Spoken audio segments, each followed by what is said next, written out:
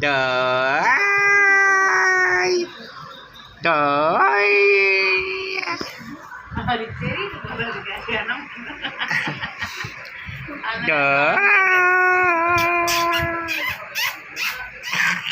ஆப்பாடா காட்டு வந்துச்சுப்பா குஞ்சு ஏப்பம் வந்துச்சு ஏப்பம் வயிறு பூரா ஒரே காற்று இருந்தது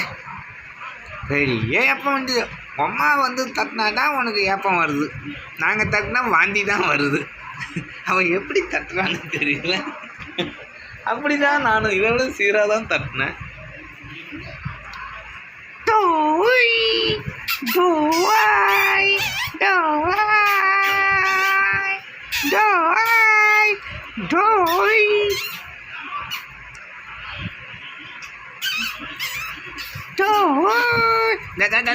வாயில முடி இவன் முடியே வருது